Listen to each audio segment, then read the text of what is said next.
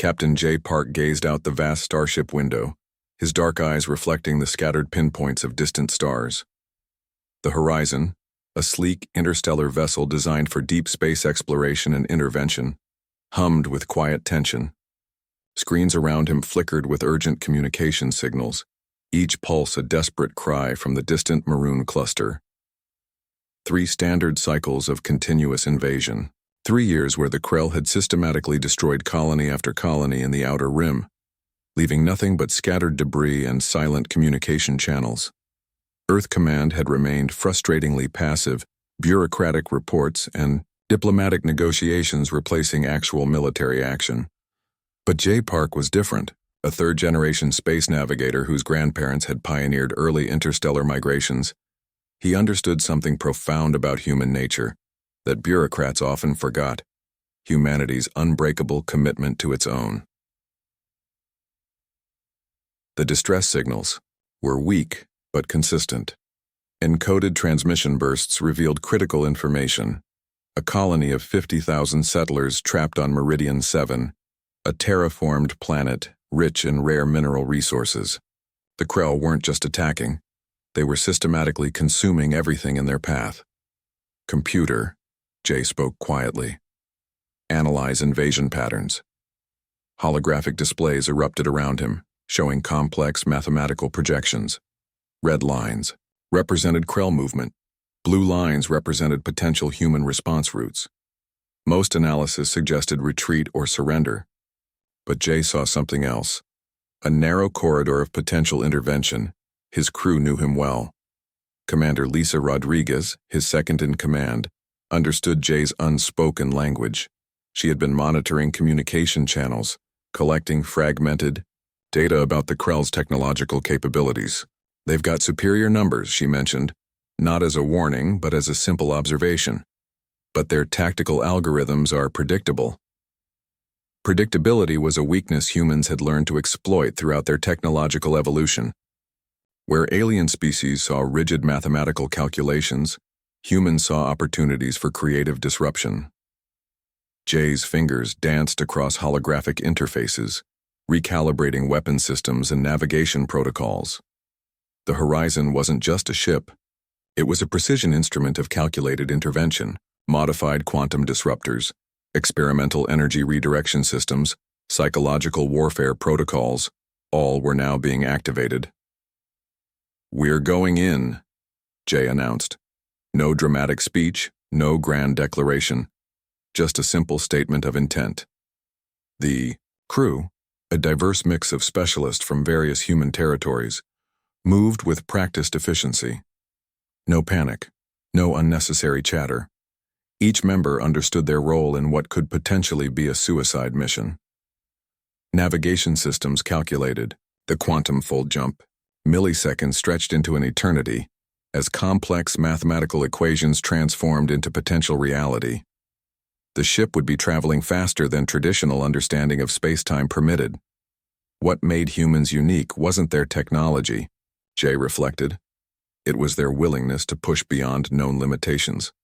Where other species calculated risks, humans invented new methods of survival. The horizon's quantum drive began charging. Electrical potentials built up, creating a momentary bubble of altered physics around the ship. Outside observers would see nothing, just a momentary shimmer, like heat rising from a desert landscape. Then they would vanish and reappear precisely where they were needed most. J. Park allowed himself a slight smile. The Krell thought they were hunting a vulnerable species. They were about to learn a profound lesson about humanity's true nature. The jump sequence initiated. Calculation, preparation, execution. The horizon disappeared. The rescue had begun. The maroon cluster's space looked like a graveyard of broken dreams. Massive Krell battleships hung in formation, their metallic hulls gleaming with cold precision. Meridian 7's final defensive platforms flickered weakly, like candles about to be extinguished by a merciless wind.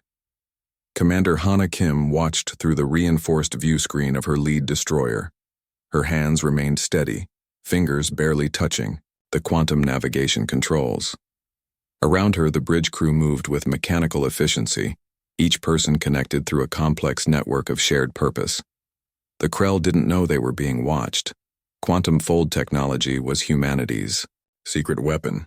While other species developed predictable faster-than-light travel, humans had discovered something more: the ability to create momentary rifts in spatial dimensions, allowing near-instantaneous relocation. Target resolution at 98%, her tactical officer David Chen announced. His voice carried no excitement, just pure professional clarity. The first quantum jump would be their announcement. A violent, unexpected hello to an enemy that believed victory was already assured. 3 destroyers materialized simultaneously. No warning signals, no traditional approach vectors. Just sudden, violent existence where moments before there had been empty space. Experimental quantum disruptors powered up. These weren't standard military weapons. Developed in secret research laboratories on Europa and Mars, they represented humanity's most advanced combat technology. Each weapon could instantaneously neutralize energy shields, disrupt mechanical systems, and create localized quantum instabilities. The Krell battleships, massive and seemingly invincible, suddenly found themselves facing an impossible threat. Hana's voice remained calm. Primary targets locked. Initiate quantum cascade. A wave of pure technological violence erupted. Quantum disruptors didn't just destroy, they unraveled. Krell shield systems collapsed like paper structures in a hurricane. Mechanical systems became confused, their complex algorithms suddenly encountering mathematical impossibilities. Hundreds of years of Krell military superiority vanished in milliseconds. The human destroyers moved with a dance-like precision. Each ship knew exactly where the others would be, creating an impossible-to-penetrate defensive formation. No wasted movements, no unnecessary energy expenditure. Secondary platforms neutralized, David reported. Meridian 7's colonists, watching from their defensive bunkers, saw something extraordinary. These weren't just ships fighting. This was a symphony of technological warfare, where every movement had calculated purpose. Hana understood something fundamental about conflict that many military strategists missed. War wasn't about overwhelming force. It was about intelligent intervention. The Krell commander, a massive entity controlling its battleship through complex neural interfaces, suddenly realized something terrifying. These weren't just additional enemies. These were something completely unprecedented. Humans. More quantum jumps occurred. More destroyers materialized. The human fleet wasn't just fighting. They were systematically dismantling the Krell's entire invasion strategy. No dramatic speeches. No heroic declarations. Just pure, calculated intervention. Within 30 standard minutes, the Krell invasion force ceased to exist as an organized military entity. Disabled ships drifted. Quantum disruption had transformed sophisticated war machines into nothing more than expensive metal sculptures. Commander Hana Kim allowed herself a slight professional smile. Mission parameters achieved, she said simply. The rescue had begun. Humanity had arrived. And the galaxy would never be the same. The battlefield transformed into a canvas of technological warfare. Commander Hana Kim understood something profound about conflict that most military strategists missed. War was a language, and humans were becoming fluent in its most complex dialects. Rapid microjumps defied everything the Krell knew about space combat. Where conventional warfare demanded linear movement, human ships danced through space, like quantum ghosts. One moment a destroyer would be positioned at a specific coordinate, the next it would vanish and reappear hundreds of kilometers away in a fraction of a second. The Krell fleet's sophisticated tracking systems began to fail. Their computers couldn't calculate predictive trajectories when targets behaved like quantum phantoms.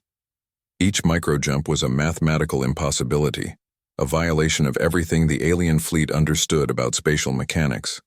Energy signature masking turned human ships into invisible predators. Advanced camouflage technologies developed in the deep research laboratories of Mars made the destroyers almost undetectable. Krell sensors would momentarily detect a signature, then lose it completely, like trying to catch smoke with mechanical hands.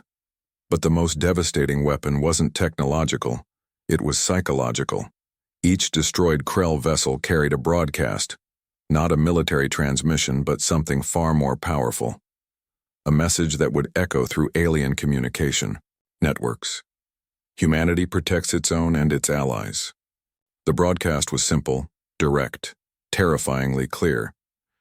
David Chen, the tactical officer, managed the psychological warfare protocols with surgical precision. Complex algorithms translated human intentions into a language of pure strategic communication. Each destroyed ship wasn't just a combat loss, it was a statement. Meridian 7's colonists watched in stunned silence. Their rescue wasn't just a military intervention. It was a demonstration of something much larger. The human fleet moved like a living organism. Each ship anticipated the other's movements without verbal communication. Quantum entanglement technologies allowed near-instantaneous strategic coordination that made the Krell fleet look like children playing with outdated toys. Commander Kim never raised her voice, never showed excessive emotion. Her commands were precise mathematical equations translated into combat strategy. A slight hand movement, a soft spoken word, entire sections of the Krell fleet would suddenly find themselves completely neutralized. Alien. Military historians would study this battle for generations. This wasn't just combat. This was a masterclass in strategic intervention. The Krell commander, a massive neural interfaced entity controlling its flagship, began to understand something terrifying. These weren't just additional enemies. These were something completely unprecedented. Humans didn't just fight. They reimagined conflict itself. Quantum disruptors continued their precise destruction. But each attack carried more than technological violence. They carried a message of protection, of unexpected intervention, of a species that would travel impossible distances to defend those who couldn't defend themselves. Within 45 standard minutes, the Krell invasion force transformed from a powerful military machine into scattered debris. No dramatic explosions. No unnecessary destruction, just precise calculated neutralization. Mission parameters achieved, Hana said simply. The rescue continued, and the galaxy watched, suddenly understanding that humanity was something entirely different from what they had imagined, a species that didn't just survive, a species that protected unconditionally, unexpectedly, brilliantly. The dust of battle settled like silent memories across Meridian 7's scarred landscape. Survivors emerged from underground shelters, blinking into sunlight they had begun to believe they might never see again. Broken Krell machinery lay scattered like broken dreams, testament to humanity's unexpected intervention. Captain Elena Rodriguez stood on the main colony platform, watching colonists reunite. No dramatic speeches, no celebrations, just quiet. Relief and something deeper, a newfound understanding of what protection truly meant. Diplomatic communication networks across multiple star systems buzzed with confusion and curiosity. The Galactic Council's communication channels overloaded with transmission requests. Who were these humans? Where did they come from? How could a species seemingly so young demonstrate such advanced strategic capabilities? Recorded battle footage revealed something unprecedented. The human fleet hadn't just defeated the Krell. They had systematically dismantled an entire invasion force with surgical precision. No wasted energy, no unnecessary destruction. Each movement calculated, each strategy designed for maximum efficiency. The Zarian Confederation, long considered the galaxy's most advanced diplomatic network, found themselves stunned. Their intelligence reports struggled to comprehend the human intervention. Mathematical models failed. Strategic analysis collapsed. Survivors from Meridian 7 began sharing their experiences. How human ships appeared like quantum ghosts. How they moved with a coordination that seemed almost supernatural. How they protected without seeking recognition or reward. Dr. Marcus Wong, the colony's chief researcher, began compiling preliminary reports. His data suggested something remarkable. The human intervention wasn't just a military operation, it was a complex social technological response that defied traditional understanding of conflict resolution.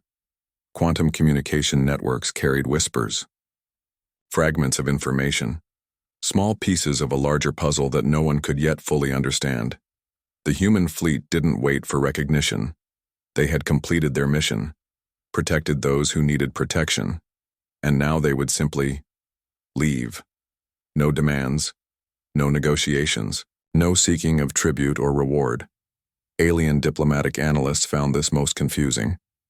Every known spacefaring civilization sought something in return for intervention: territorial claims, resource rights, political leverage. Humans seemed to operate by an entirely different rulebook. On the horizon, Captain J. Park reviewed mission parameters. Casualties minimized, colony saved, invasion force neutralized, mission accomplished. The galaxy watched, and slowly began to understand that humanity was something entirely unexpected. Not conquerors, not simple warriors, but protectors, with technology that seemed to bend the very rules of physical existence. Diplomatic channels continued their endless discussions. Research teams compiled data. Intelligence networks worked overtime trying to understand this new variable in galactic politics. But the humans? They were already moving to the next potential conflict zone, waiting, watching, ready to protect, always ready. The rescue wasn't just of Meridian 7. It was a rescue of something much larger, a demonstration of what humanity could become. Unexpected, unassuming, unstoppable. The final moments hung in space like frozen electricity. Commander Hana Kim's transmission carried something beyond mere words. It was a statement of absolute certainty. Quantum communication channels flickered. The remaining Krell command structure received a message that would be remembered across generations. 6 simple words that would change galactic understanding forever. This ends now. Withdraw or be eliminated. No dramatic speeches, no long explanations. Just pure calculated intention. The Krell leadership, a complex neural network of interconnected consciousness, found themselves experiencing something unprecedented. Fear. Real, genuine uncertainty. Their entire military doctrine had been built on the assumption of superior technological dominance. Generations of conquest had made them believe in their own invincibility. Humanity shattered that belief in moments. Deep within the Krell command ship, neural interfaces began processing an impossible scenario. Mathematical models of conflict suddenly revealed catastrophic potential outcomes. Every simulation showed the same result: total destruction. The human fleet waited. Quantum disruptors powered, energy systems primed, not as a threat, simply as a statement of readiness. Captain J. Park watched through the horizon's advanced sensor systems, each movement calculated, each potential response anticipated. Humanity had learned something profound about conflict. True power wasn't about destruction.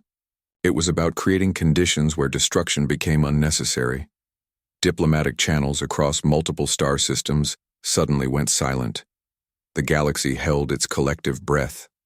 Moments stretched into eternity. Then, unexpectedly, the Krell began, withdrawing. No negotiations, no discussions, just systematic retreat. The human intervention had transformed from a military operation into something much larger, a demonstration of a new kind of galactic interaction, where protection trumped conquest, where strategic intelligence replaced brutal force. Meridian 7's colonists watched in stunned silence. They had witnessed something extraordinary, not just a rescue, but a fundamental shift in understanding. Dr. Marcus Wong, the colony's chief researcher, began recording initial observations. His data suggested this wasn't just a military victory. It was a complex social technological intervention that redefined conflict resolution. Commander Kim's transmission carried more than words. It carried an entire philosophy of interaction. The Krell understood something profound in that moment. Humanity wasn't just another species to be conquered. They were something entirely unexpected. protectors, innovators, a civilization that could transform conflict into a language of prevention. As Krell ships disappeared into quantum fold spaces, the human fleet remained, not in celebration, not in triumph, simply present, watching, protecting. The rescue was complete, but something larger had begun. A new understanding was emerging. The galaxy would never be the same. Humanity had arrived, not as conquerors, but as guardians, unexpected, unassuming, unstoppable. The turning point had occurred, and no one, not the Krell, not the diplomatic networks, not the countless civilizations watching, could have predicted its true significance. A message had been sent. Humanity protects always.